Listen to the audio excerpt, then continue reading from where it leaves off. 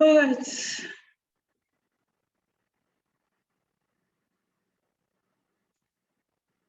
Hello, good evening, everyone.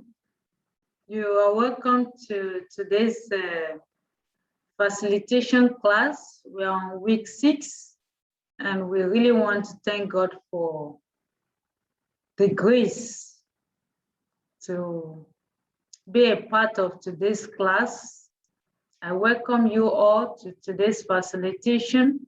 I want to say thank you for joining NSC 512 online facilitation today. And the topic we'll be covering today is industrial legislation. Last week when we met, we covered Unit 1 and Unit 3 of Module 3.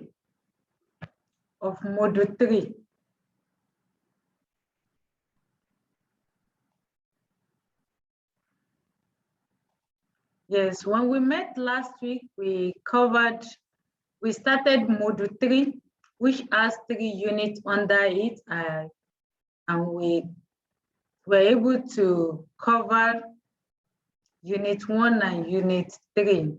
And today we'll be looking at Unit 2, titled Industrial Legislation. Industrial Legislation, that is the title of today's facilitation. Earlier on, the instructional video has been posted on the page, and I want to believe that we've managed to download it and listen to it. And also, I posted an assignment on the page. Please make out time to do the assignment and submit a PDF. If you don't submit a PDF, I'm not going to grade your assignment. Please, when you do your assignment, type it, convert it from Word to PDF and submit it back online. Please do the assignment so that you don't miss the grade. So you have 2 weeks to do the assignment and submit it.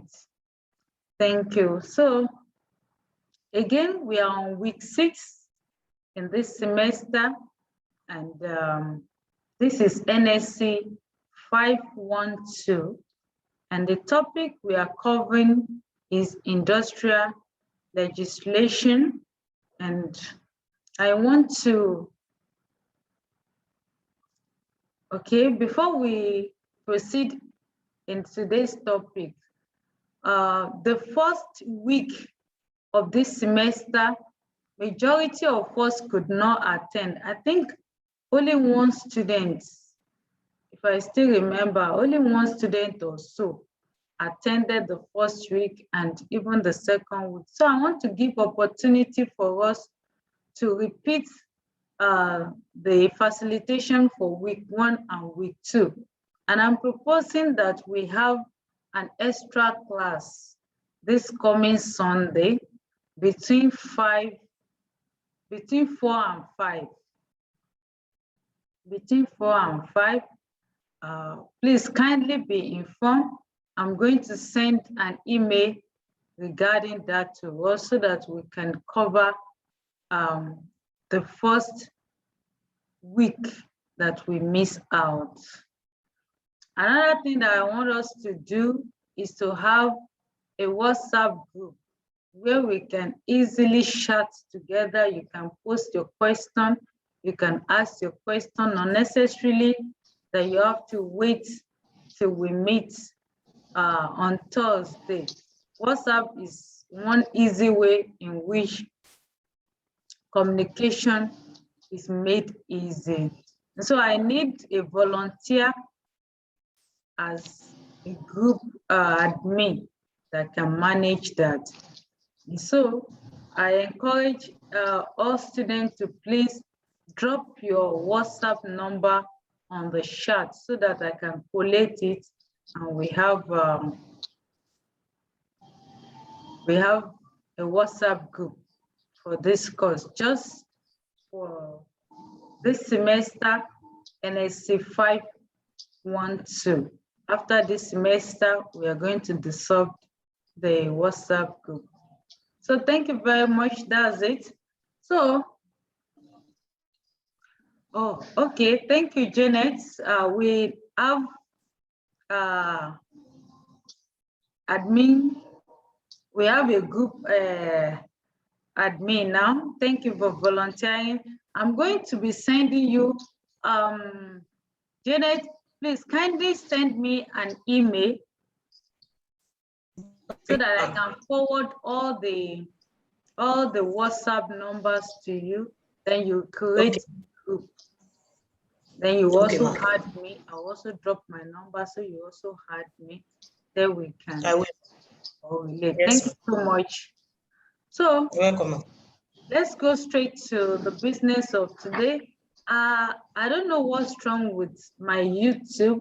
Once it is 40 minutes, it normally ends itself. So in case it ends abruptly, just note that it's the Zoom account that is misbehaving. But however, I will try and send an email to them and lodge the complaint.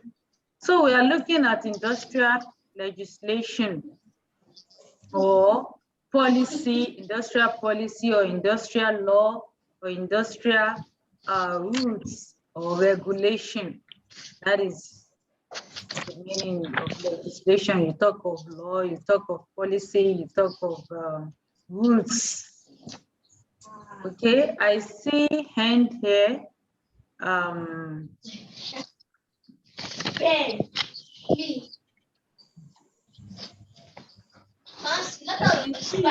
end. Ngozi, what's your question? Please speak.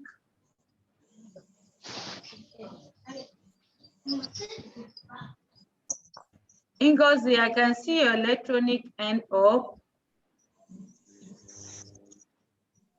Okay, while you're trying to come up online, I can also see Sophia. Sophia, your electronic end is up. What do you have to share with us?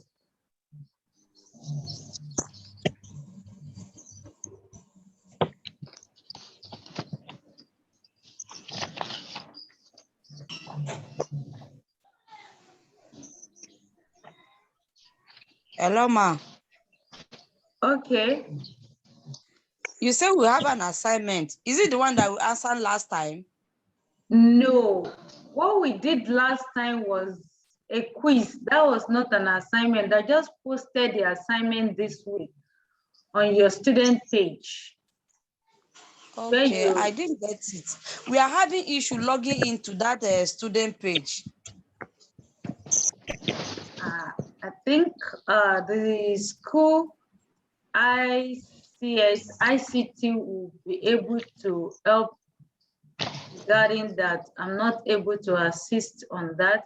Please do contact the HOD or to the ICT of the institution. They will be able to help. That means you've not been, if you are having problem logging in, it means that you have not been getting the instructional video that will yes, ma'am.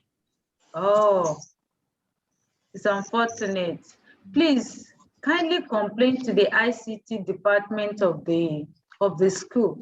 They will be able to guide or assist. It's okay, ma'am. All right. It's okay, ma'am. I will do that, ma'am. Thank you. You're welcome. Okay. Adetola, I can see electronic end. The floor is yours. Yes, Adetola. Ma, my own is that we want to thank you for all that you have been doing for us. But you said you are going to help us have the class on Sunday for the week 1 and week 2, whereas most of us has not been able to log in for like 7. I think this is the second time I'll be opportune to attend this class. So I don't know if you can do more than just the first 2 weeks for us. Okay, it's fine. I actually plan to do to cover the week 1, week 2. Yes, but it's not going to be this Sunday. Hopefully we'll see what we can cover this coming Sunday, and the following Sunday also we'll have another extra class. Then we'll see how much we can cover. All right, thank you. All right, but I also encourage you also to go through your materials. Okay. All right, thank you. My phone is going down. I want to go and do lesson. I want to go and plug it.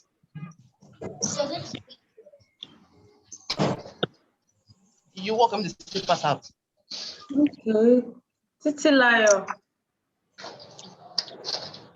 Hello, ma. Speak on. Good afternoon, ma. Good day. Good afternoon, ma.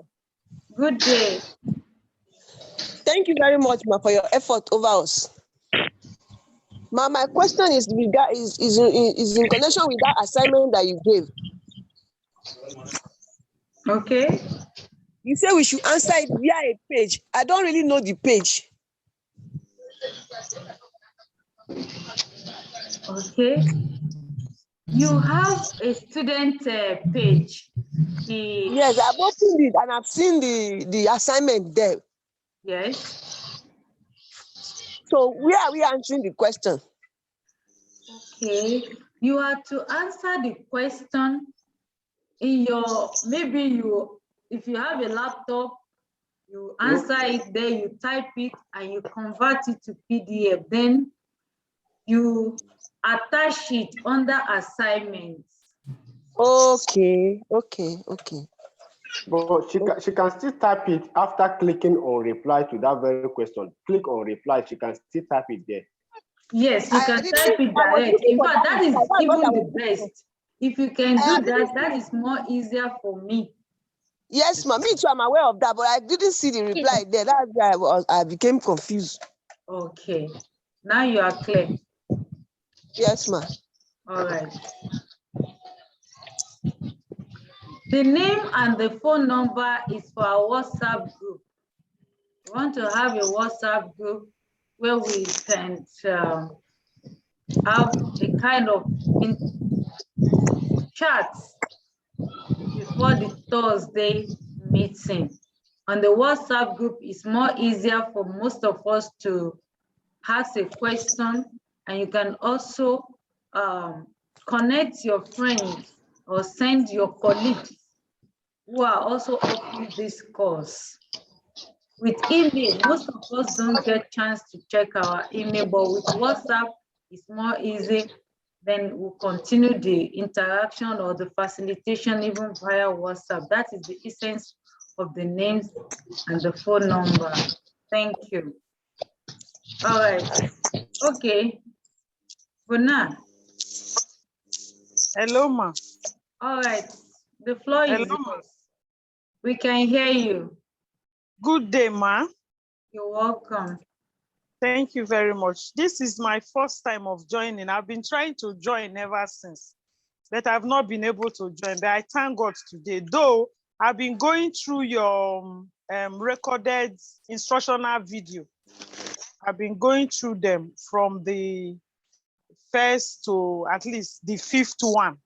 Okay. So thank you so very much, ma. You're welcome. Please, ma, I want to join the WhatsApp group. At least it will be better for me and easier. But I don't know the number now. I overheard you talking about the number. No, just drop your own number on the chat. Drop your WhatsApp number and your name on the chat. And I'm going to collate it and give it to Janet, who is our admin group. Then she will add all of us to it. All right. Thank you so very much. God bless you. Amen. Thank you. All right, so today our topic is industrial legislation. And let me believe that we have managed to download the instructional video that was posted yesterday, and we've managed to listen and read it. And so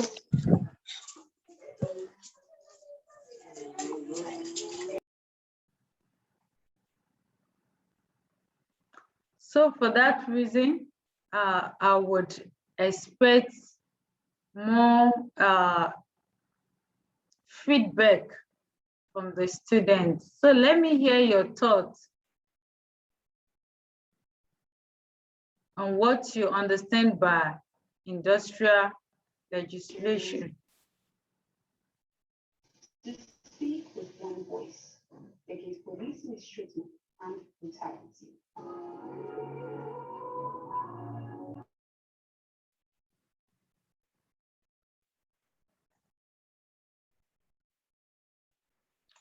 So we said legislation is a policy or rules approved by a government to guide working conditions by the aggregate of companies and enterprises in one or more manufacturing or technically productive fields.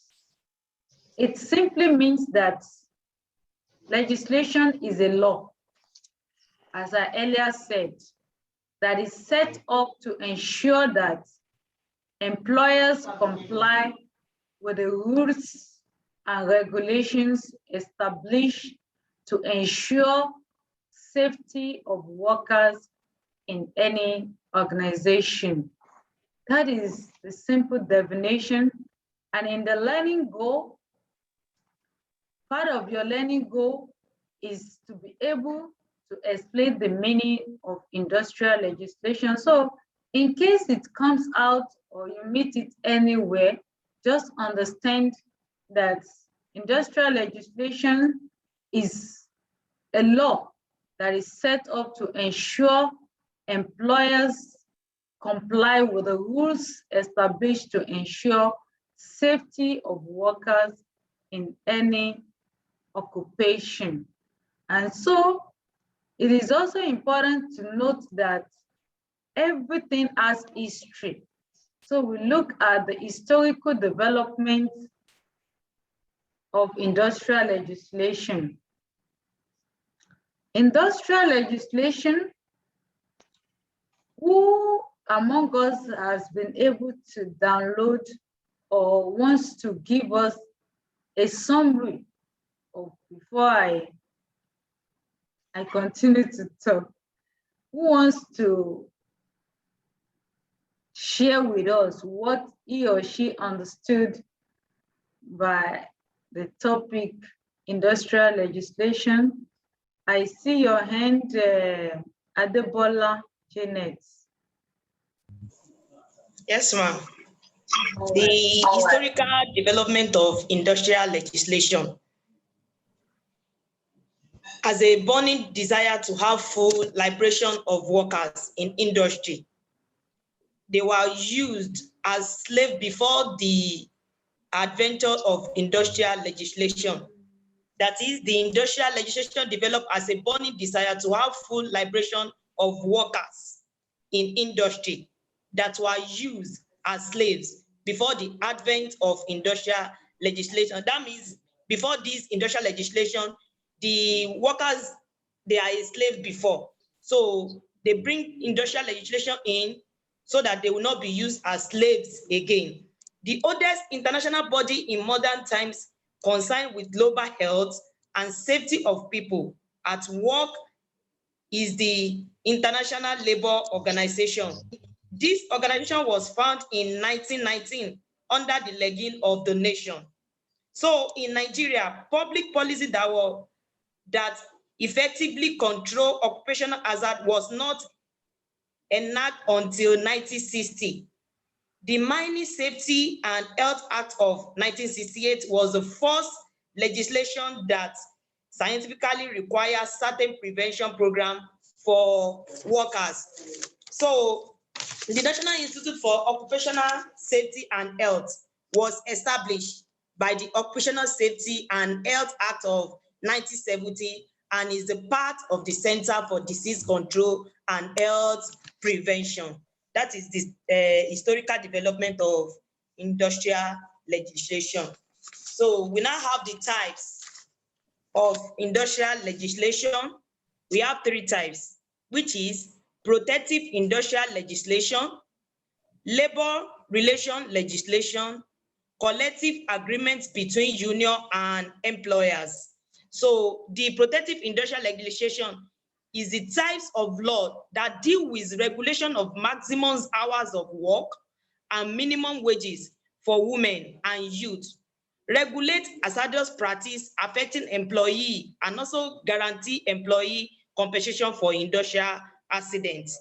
So this one leads us to labor relation legislation, because I said earlier we have three types of industrial legislation, that is protective industrial legislation, labor relation legislation, and collective agreement between the union and employee. So we are on labor relation legislation.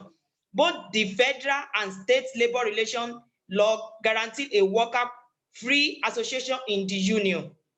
Labor relation legislation require that employer and union bargain with each, but does not fix terms as in protective legislation. That is, protective legislation, they fix term, but labor relation legislation, they did not fix term of practice. So this only does to collective agreements between union and employee. They are developed to remedy abuses of worker and preserved peace. That is the types. We now have the function of OSHA, that is Operational Safety and Health Acts. We have number one, to determine and set standards for hazardous exposure in the workplace. Two, to enforce the occupational health standard. This includes the right of entry for inspection. Three, to educate employers about occupational health and safety. And four, to develop and maintain a database of work-related injury, illness, and death. And the fifth one is to monitor compliance with occupational health and safety standards. So this one leads us to a function of NIOSH, that is National Institute of Occupational Safety and Health. We have function on it, that is number one, to conduct research. So National Institute of Occupational Safety and Health, to conduct research and review findings, and to recommend permissible exposure level for occupational hazard to OSHA, that is to Occupational Safety and Health Acts, to identify and research into occupational health and safety hazard. That's their function. To educate about occupational health and safety, and to distribute research findings relevant to occupational health and safety. This now leads us to purpose of legislation. So there is purpose for everything. Legislation also has its own purpose. Let the lecturer speak.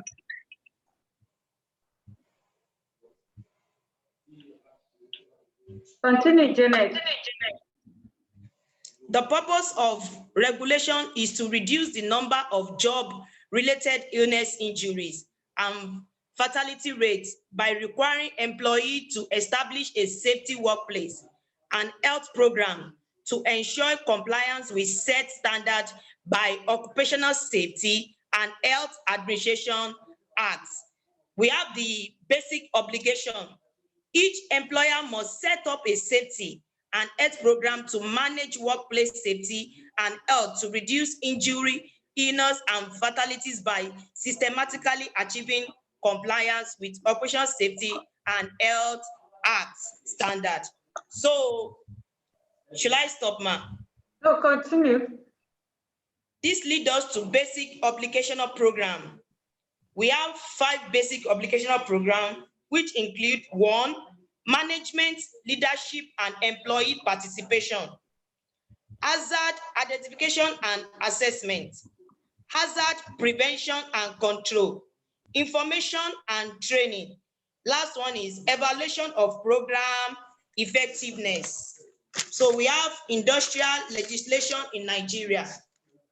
Industrial legislation in Nigeria takes place in 2 periods: pre-independence era under colonial administration and after the independence.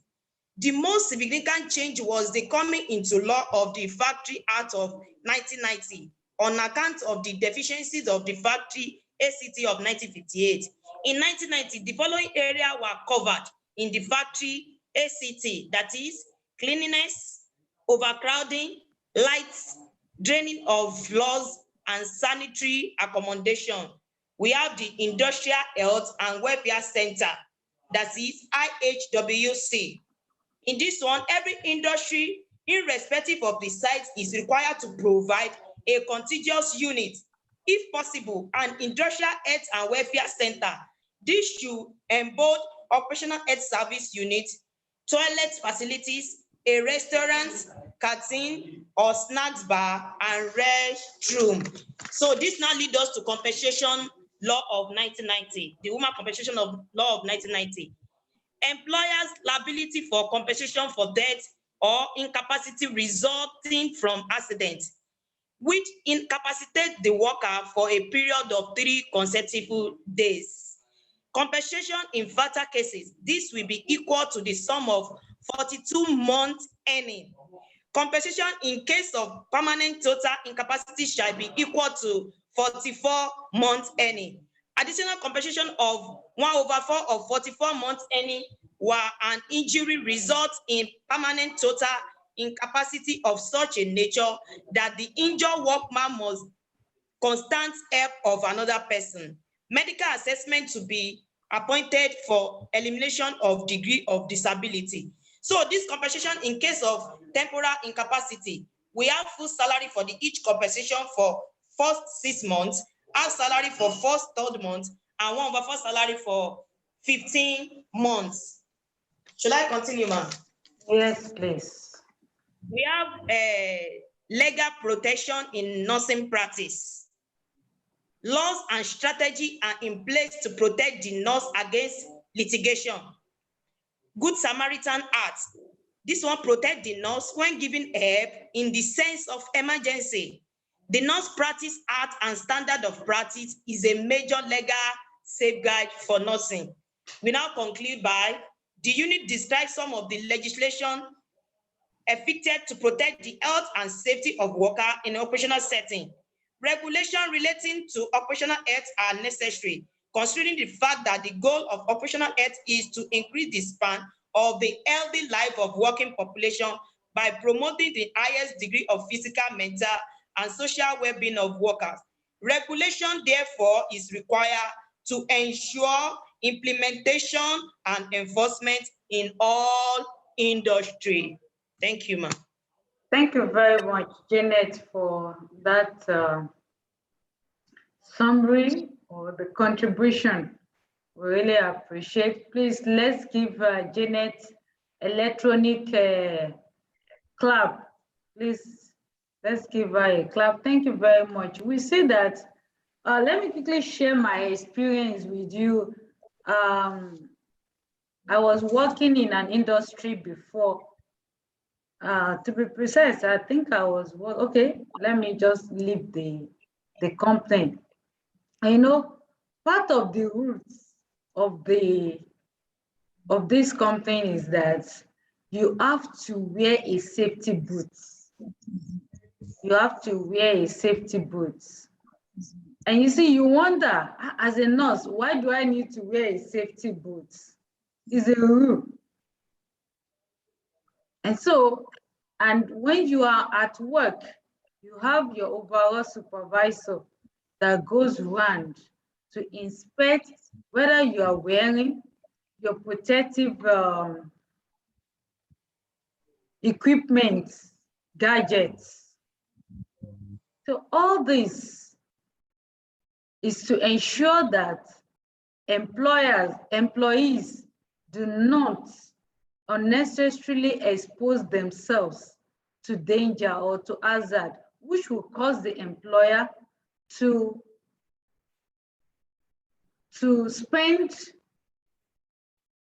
costs unnecessarily, because the employer also knows that there are rules and regulations that is guiding workers, employee.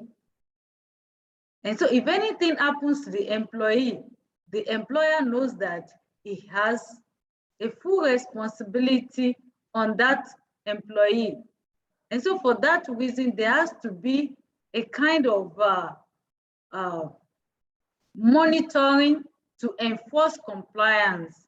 Ordinarily, individuals or human beings do not want to comply to rules and regulations. But in the context of occupational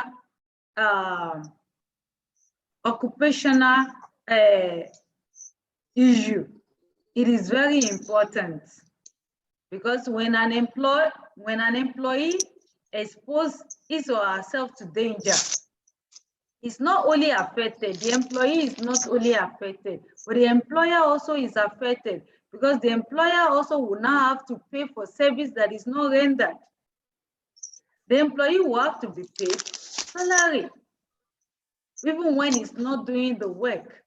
And so because of that, to avoid these unnecessary expenses and to also protect the employee, there has to be a constant monitoring, supervision, training, reminder.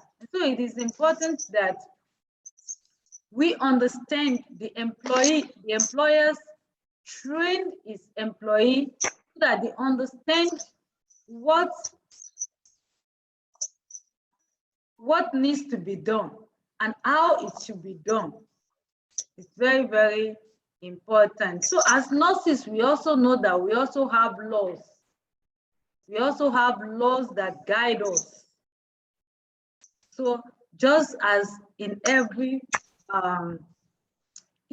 company, in every profession, we also have rules, we have laws that protect what we do. So that is the summary of unit 2 of module 3. So let me, okay, is there another person that wants to share his or her understanding or view regarding unit 2 of module 3, which is industrial legislation? Now we understand that when we say legislation, it means laws, it means policy, the policy that is guiding workers, that is guiding workers in their workplaces. If they sustain an injury,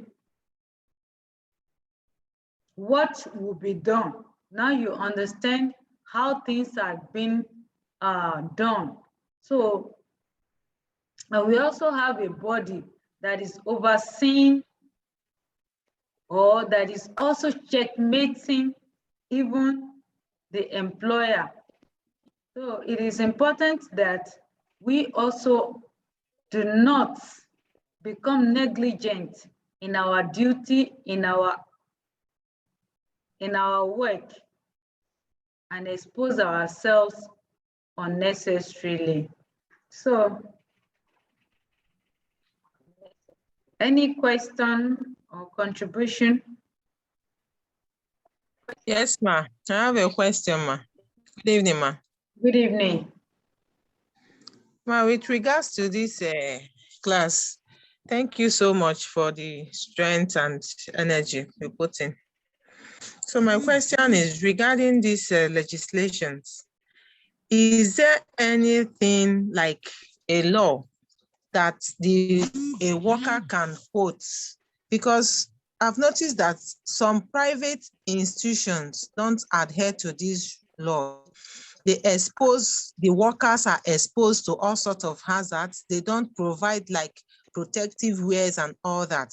So is there any way any law that covers a worker to take up that case against any facility or any industry that don't provide such protective wears?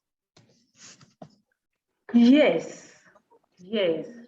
Well, you see, the issue with some of us, before we take up an appointment, we do not know the policy of that institution. Because now, if the policy of the institution is not known before you provide it, before you engage with them, Perhaps in their policy, they've mentioned that they don't provide such a thing to their employer, to their employee. You can't take it up against them. But if before you take an appointment or employment in an organization, you ask for the policy that is guiding workers, that is guiding the institution, regarding your responsibility as an employee and their responsibility as employer. And you read through, you have a copy, they have a copy. Now they cannot play with you because they know that you understand the policy guiding what you are doing. But in a situation whereby you don't have,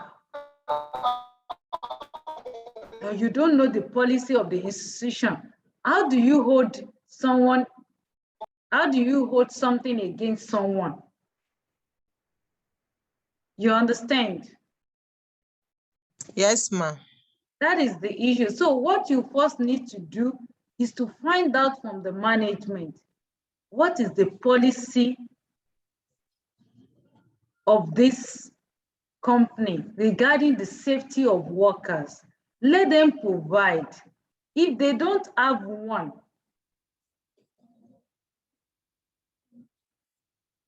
it's a big issue because every organization should have policy laws that is guiding them. And don't forget, this is the ideal. This is the ideal. You as an employee, you have power to sue your employer if they are not protecting you. But then you can't do it in a vacuum. Okay, ma'am. Yes, if I didn't promise you, I'm going to buy you a certain thing, it is difficult for you to hold me or sue me that I do not hold up to what I promise. Okay. Yeah. But what if they don't have? You can sue because I think they are supposed to. Every organization Yes. is supposed to. Yes, that's what I'm saying. If they don't have, that's another big issue. And you pick up a case, and before you do that, you need to have your evidence or evidences. Okay. And that will even awaken them to start taking the life and the health of their employees more seriously. It's unfortunate that in Nigeria, all these things are being neglected. They are serious issues.